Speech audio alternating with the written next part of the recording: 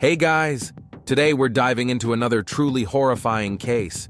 If you want to support my channel, make sure to subscribe and stay active. It really helps me out.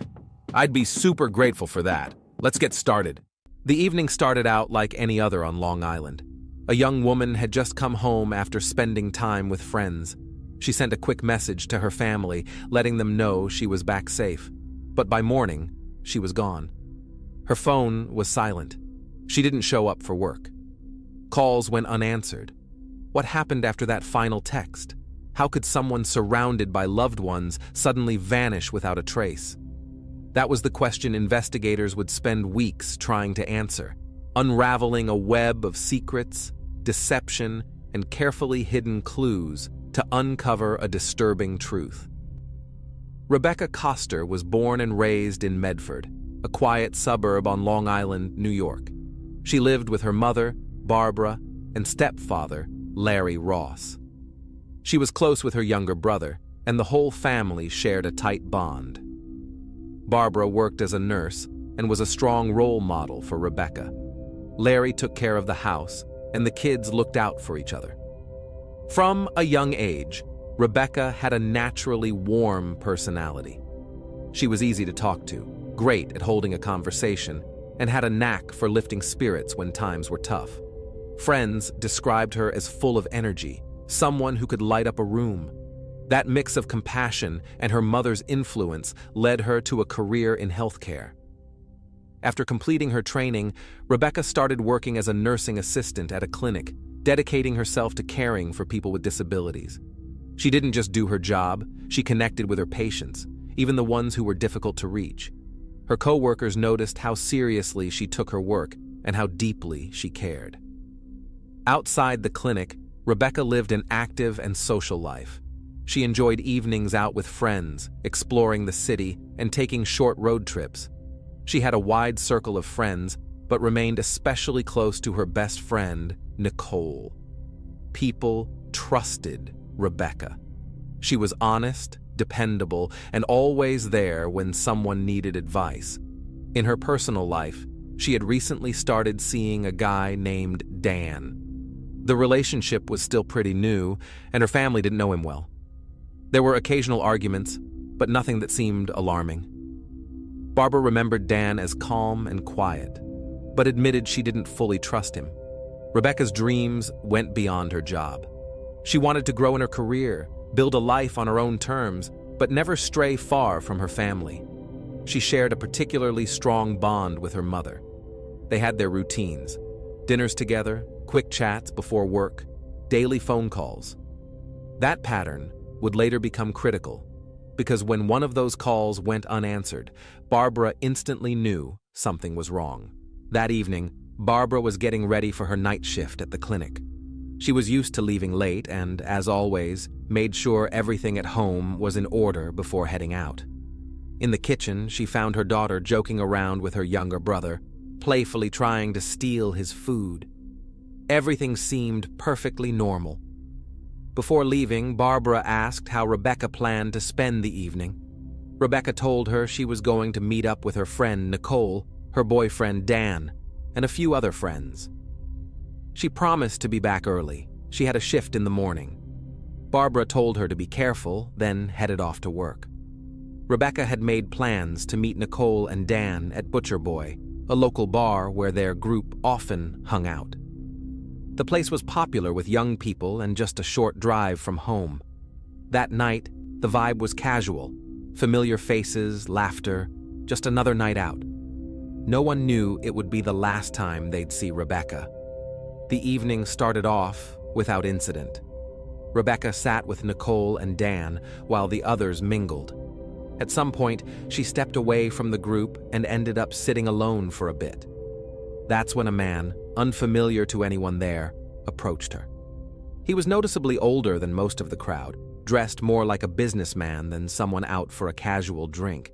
He introduced himself as Jay Brown and struck up a conversation. At first, it seemed harmless, just the usual small talk. But then, he picked up her phone and typed something in.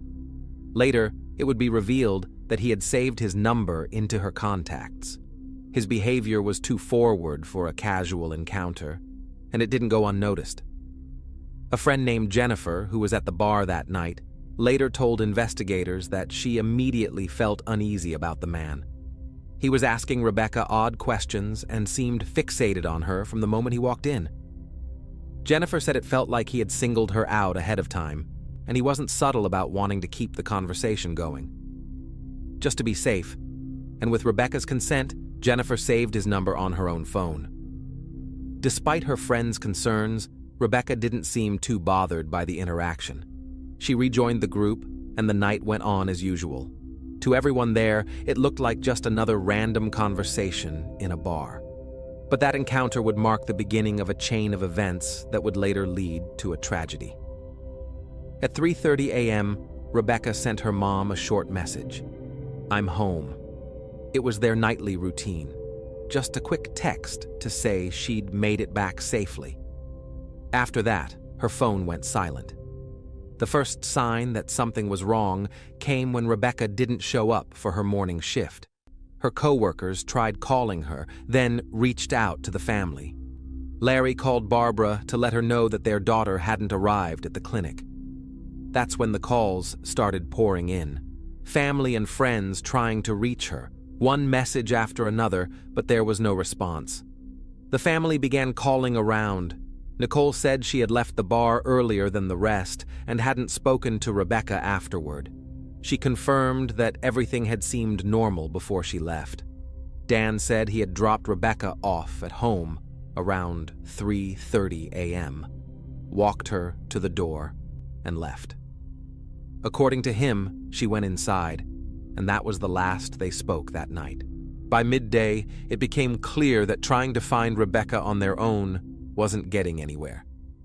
Barbara and Larry contacted the police.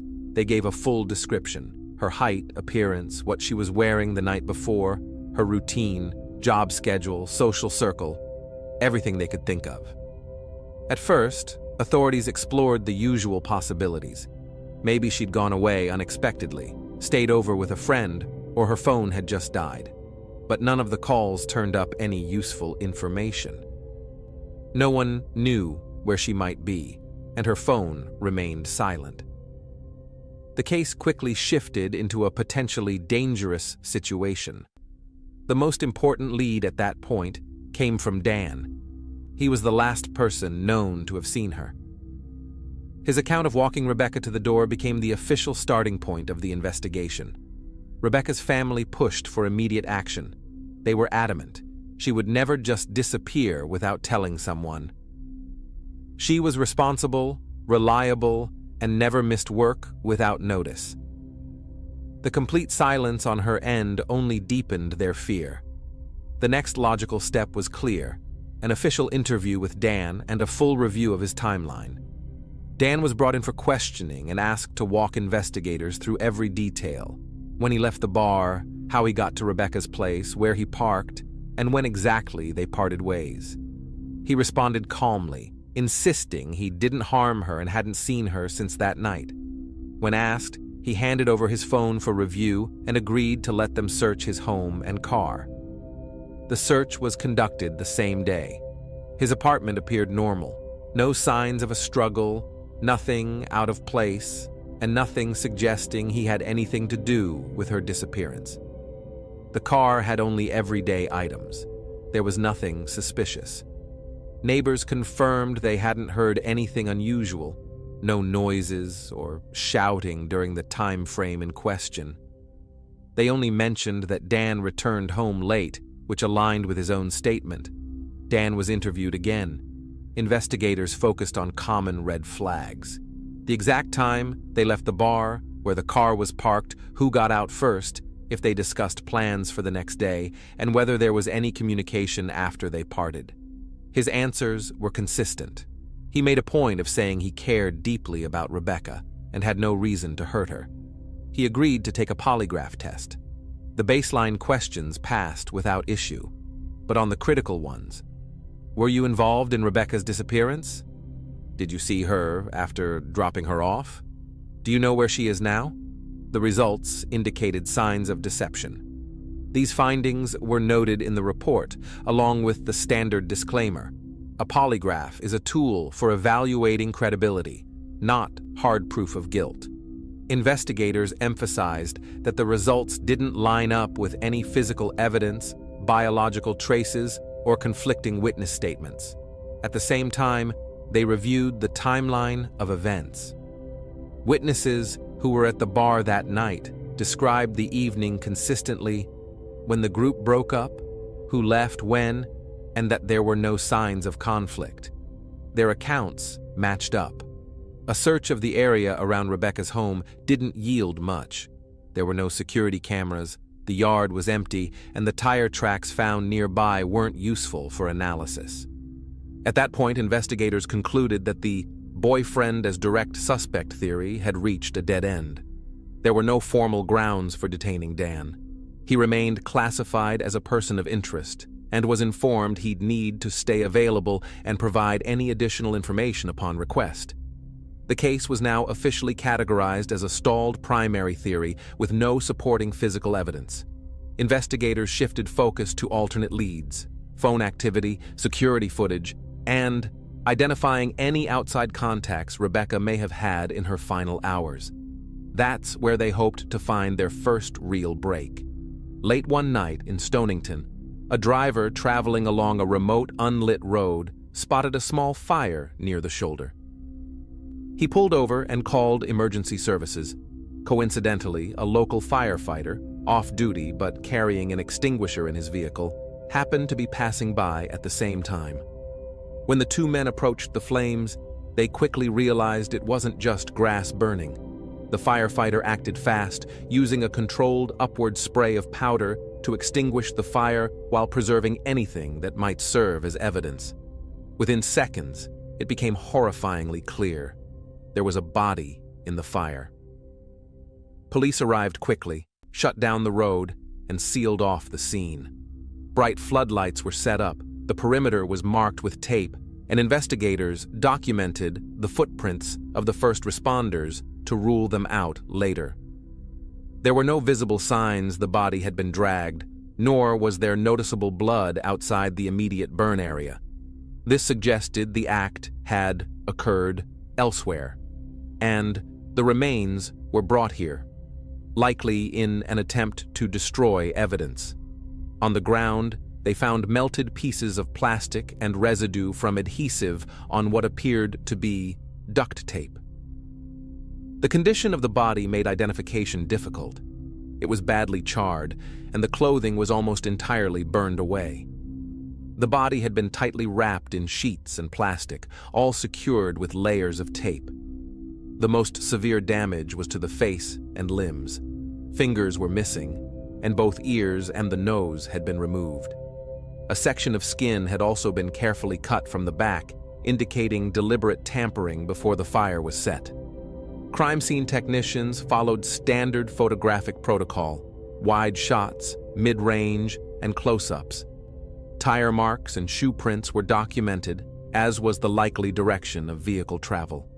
Forensic teams collected pieces of melted film, bits of tape with adhesive residue, soil samples from the fire zone and surrounding area, and swabs from what remained of the wrapping materials.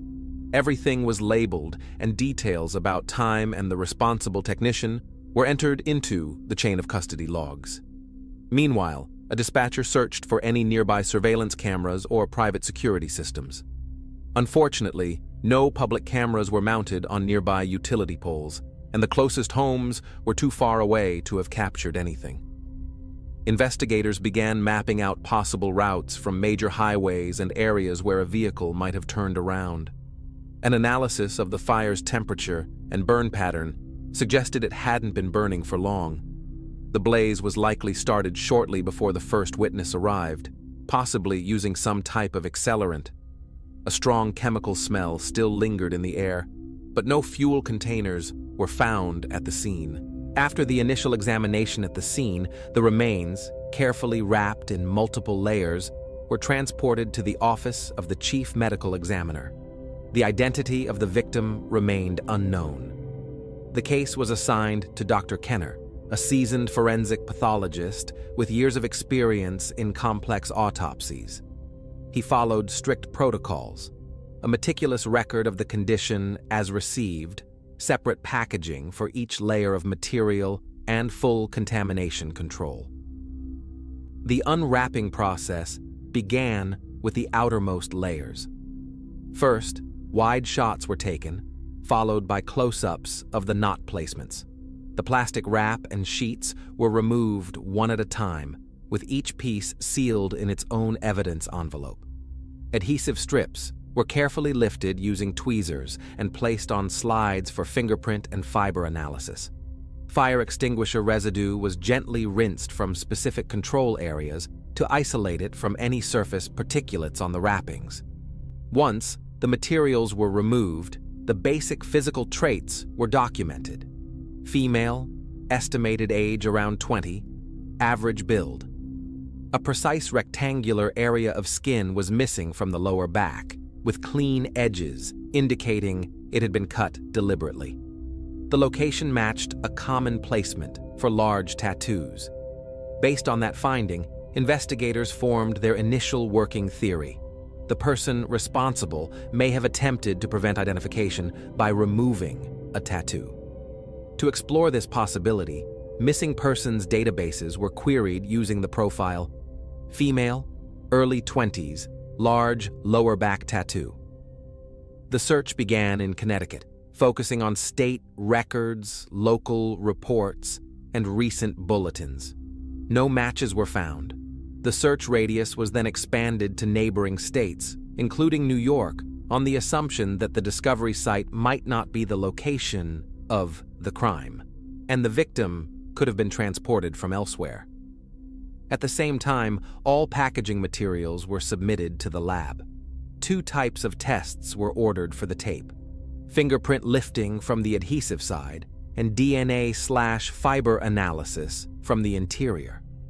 The plastic layers were examined for sweat and oil traces, microfibers, and any fuel residue. Samples of soot and soil from the burn site were taken to compare with debris from possible vehicles. Dr. Kenner conducted the internal examination with extreme care to preserve any evidence of trauma. He photographed every injury with a scale for reference and described each one using precise forensic terminology, avoiding speculation about cause of death. Bruising and burn patterns were mapped for later analysis of heat exposure and physical impact. Particular attention was given to dental identification. Despite the effects of heat, the teeth were intact and in relatively good condition, making this a viable method for identifying the victim. The tattoo theory remained the strongest lead. Investigators were hopeful it would be the key to building a profile. The expanded database search paid off. A potential match came in from New York, Rebecca Coster, a 24-year-old woman from Long Island. Her missing persons report included several key details aligning with the unidentified body found in Connecticut: age, body type, and most significantly, a tattoo on her lower back that corresponded with the area where skin had been removed. Once investigators gathered enough data, they began comparing additional identifiers: hair color, estimated height, body type. Everything lined up. But for official confirmation, they needed a forensic match. Given the preserved condition of the teeth, Dr. Kenner recommended dental identification. Rebecca's family was notified and asked to provide medical records. The Long Island police quickly collected her dental charts and personally transported them to Connecticut to ensure their integrity. The comparison was carried out the following day. The forensic team received the full set of X-rays and dental records. A standard identification process followed, matching crown shapes, fillings, and root structures. The results were conclusive. The official report confirmed the identity. The remains belonged to Rebecca Coster. The hardest part came next: informing the family. Detectives drove to the home of Barbara and Larry. Barbara, who was at work, got a call from her husband warning her that the police were on their way. When she arrived and saw 2 plainclothes officers at the front door, She instantly knew what they were there to say. When she asked directly, they told her the truth. Rebecca was gone. The reaction was immediate and heartbreaking. Barbara ran into the street, screaming that her daughter was dead. Neighbors witnessed her anguish. For the family, it marked a devastating turning point. Hope gave way to a crushing, irreversible loss. Confirming Rebecca Coster's identity set the stage for the next phase, tracing her connections, identifying her last interactions, and uncovering the truth behind her tragic death. Investigators shifted to digital forensics. Phone records revealed that after her last message at 3:30 a.m., Rebecca received 2 calls from the same number, area code 617. The first call came in at 4:10 a.m. and lasted around 15 minutes. The second was a brief follow-up at 4:27. These would be the final recorded communications from her device. The number turned out to be a prepaid phone, activated shortly before the incident, with no registered user and minimal usage within a confined geographic area. Investigators recognized this as a burner phone, typically used for untraceable, one-off contact. Using cell tower data, analysts tracked the caller's phone moving eastward, toward Rebecca's neighborhood. The timeline fit a crucial window. After she returned home, she spoke for an extended time with the 617 caller. Then came the short second call. After that, her phone went completely silent. Attempts to reach her failed, and the 617 number eventually stopped responding. Meanwhile, detectives worked leads from her inner circle. A cyber unit examined the phone of Rebecca's friend Jennifer and pulled up a list of recently added contacts. One stood out, J. Brown, also with a 617 area code. Technical analysis confirmed it matched the same number that had called Rebecca in the early morning hours. Thus, the anonymous caller on the night of Rebecca's disappearance was finally linked to the name first heard in the bar the previous evening. Investigators kept moving forward, this time reviewing surveillance footage from the bar where Rebecca had spent the evening. The video helped piece together a clear timeline. Rebecca was first seen chatting with friends, then later sitting alone, exactly when she was approached by the same man Jennifer had described during questioning. The major break came when forensic analysts recovered fingerprints from the adhesive side of the tape used to wrap the body.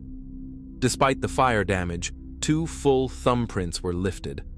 A database match revealed the name Evans Gauthier. The man who had introduced himself as J. Brown was officially identified. Gauthier's background raised immediate red flags. He had prior interactions with law enforcement, though none had led to serious charges. Reports included aggressive behavior toward women and repeated complaints from neighbors about loud arguments with a girlfriend. There were also suspicions about his involvement in coercive activities involving women, but nothing had been proven at the time. One particularly disturbing rumor caught investigators' attention: claims that Gauthier had been photographing women in his basement, which he had reportedly set up as a kind of studio. These statements had never been substantiated, but in light of the current investigation, they were taken far more seriously. Now that his identity was confirmed, the priority shifted to locating Gauthier and gathering enough evidence to move him from a person of interest to a formal suspect. Surveillance was quietly established near the home of his girlfriend in the Bronx. Rotating teams maintained discreet watch over all access points. That evening, a pickup truck previously seen in connection with the case was spotted parked out front, unmoving. The night passed without incident. In the morning, a man exited the building and got into the truck. Officers boxed in the vehicle and detained him just outside the residence. Gauthier agreed in writing to allow a search of the vehicle and the property. Investigators examined the apartment and basement with witnesses present. In a storage room, they found a paint roller, brush, tray, a bucket of paint, and containers of strong cleaning agents. The walls and floor had recently been painted. The color didn't match the surrounding area and showed clear roller marks. While no direct evidence was recovered linking the space to the crime, the materials and signs of fresh cleanup were documented and taken in as evidence. The pickup was transported to a forensic lab for a full inspection. Special attention was given to the center console and the area between the driver's seat and the floorboard. There, analysts found dried reddish stains that trailed downward toward the floor. Trace amounts were also detected on the lower portion of the front seat and the floor mat. All samples were carefully swabbed, packaged with control swabs, and thoroughly labeled for lab analysis. Additional samples were collected from the vehicle: fibers from the seat fabric, fine particles from crevices in the center console, and a small patch of harsh-smelling cleaning agent that had been applied to a piece of plastic, likely in an attempt to mask or destroy residue. No matching evidence was found in the trunk, but tire impressions were taken and the floor mats were sealed for soil analysis. A preliminary test confirmed the presence of blood near the base of the console. DNA analysis later matched it to Rebecca Coster, consistent with her known profile. Crucially, the same test ruled out the suspect's DNA in key areas, confirming there was no cross-contamination during evidence collection. Following his arrest, Evans agreed to speak with investigators and claimed he was ready to tell the truth. According to him, Rebecca's death was accidental. He said they met at the bar and later he called her and invited her to come over. She agreed and got into his vehicle willingly. From there, his version turned into a series of implausible justifications. He claimed that during the drive, Rebecca suddenly began having trouble breathing and foaming at the mouth. He said he helped her out of the car and brought her into the basement to get her some water. Once inside, he claimed she slipped, fell onto a set of dumbbells, and hit her head on the concrete. According to Evans, she began bleeding heavily and died shortly after. He insisted he panicked and didn't call emergency services because he believed no one would believe it was just an accident. He said he decided to hide what happened, wrapping her body in plastic and fabric, securing it with tape, and leaving it in the basement. A few hours later, he moved the body into his truck and drove to the ferry terminal in Port Jefferson. From there, he crossed into Connecticut and continued driving until he found a remote road near Stonington. He claimed he placed the body by the roadside, poured gasoline over it, and set it on fire, hoping it would destroy the evidence. But his story didn't hold up. Medical examiners found no signs of a fatal head injury, no skull fractures, no internal bleeding. Instead, they documented stab wounds to the liver and neck, all inflicted while the victim was still alive. These findings directly contradicted his claim of a fall. Additionally, his explanation failed to account for the missing fingers and the removed patch of skin from Rebecca's lower back. Why would someone who witnessed an accidental death go to such extreme lengths to erase the victim's identity? The timeline didn't align either. Evans claimed all the blood loss occurred in the basement, yet forensic tests showed blood traces in the vehicle's front cabin. This indicated Rebecca was already injured before or while she was in the car, contradicting his version of events. Ultimately, Evans' story appeared to be a calculated effort to distance himself from the actual act of violence, framing it as an accident and focusing only on what he described as a panicked cover-up. The forensic report provided the final, indisputable answers. Dr. Kenner laid out the findings based solely on the evidence. The key conclusion: death resulted from sharp force trauma to critical areas of the body, causing extensive blood loss. In the abdominal cavity, a large volume of clotted blood was found, soaking the surrounding tissues. This indicated that the heart was still beating at the time of injury. Blood was actively flowing into the wound and pooling internally. The bleeding originated from a deep laceration to the liver, consistent with a stab wound. The pattern and separation of blood within the cavity confirmed it had occurred while the heart was functioning. Such internal blood layering would not be possible if cardiac activity had ceased immediately.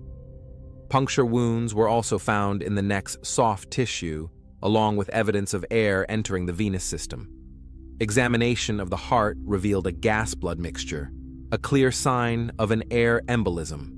This occurs when air enters a damaged vein and travels to the right side of the heart. It explained the rapid fatality despite preserved breathing and blood pressure, suggesting Rebecca was still breathing when those neck injuries were inflicted. The fire was ruled out as a cause of death. There was no soot or combustion residue in the lungs, which meant she was not breathing during the fire. Toxicology filled in the rest of the timeline. Although she had consumed alcohol earlier that night, there was no trace of it left in her bloodstream. Her body had already metabolized the alcohol, indicating several hours had passed between the time she left the bar and the moment of death. That matched the timestamp of the late-night calls. The expert's conclusion was unequivocal. This was a violent death from multiple stab wounds inflicted while the victim was alive. The theory of an accidental injury was completely disproven by medical evidence. The district attorney charged Evans-Gauthier with second-degree murder and additional counts related to concealment and destruction of evidence. The defense argued that while there had been poor decisions and panic, there was no proof of intent to kill. They highlighted the lack of direct witnesses, the missing murder weapon, and questioned the forensic interpretation, suggesting alternative explanations for the trauma. But the prosecution focused on the physical evidence. What swayed the jury was the blood spatter analysis inside the pickup truck. The forensic specialist presented diagrams and photos showing the blood's position in the front cabin, evidence that ruled out claims like the body was only transported in the back or the stains were surface level. Barbara attended court every single day. She listened quietly, without outward displays of emotion, only speaking when the court asked about her daughter's habits or background, details needed for context. Even when graphic photos from the vehicle and forensic reports were presented, she remained in the courtroom, never stepping out or interrupting the proceedings. Her presence left a deep impression on everyone. The family was committed to seeing justice through, no matter how painful.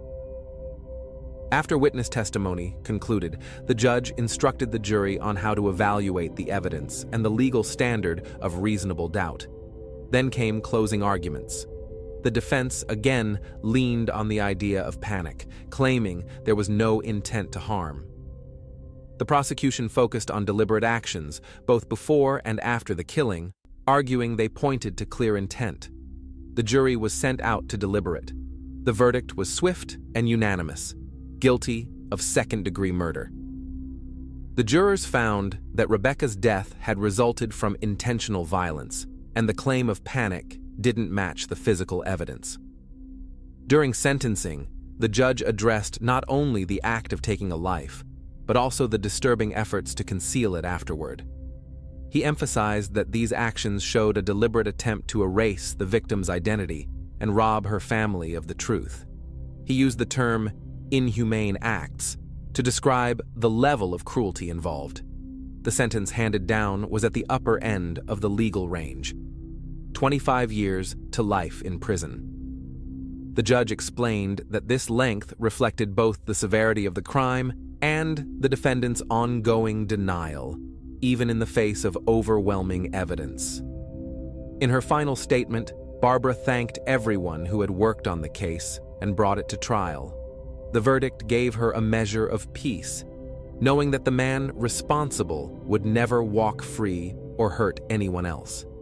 Still, she made it clear that no sentence could bring her daughter back or truly heal the wound. Barbara said she could not, and would not, forgive the person who caused such deep and permanent pain to her family. The trial may have ended with a legal conclusion, but for Rebecca's loved ones, it marked only the beginning of a lifelong journey through grief and absence. Thanks for watching, everyone. Your support means a lot to me, and you can help my channel grow by hitting that like button, dropping a comment, and sharing this video. Your engagement really makes a difference. See you soon.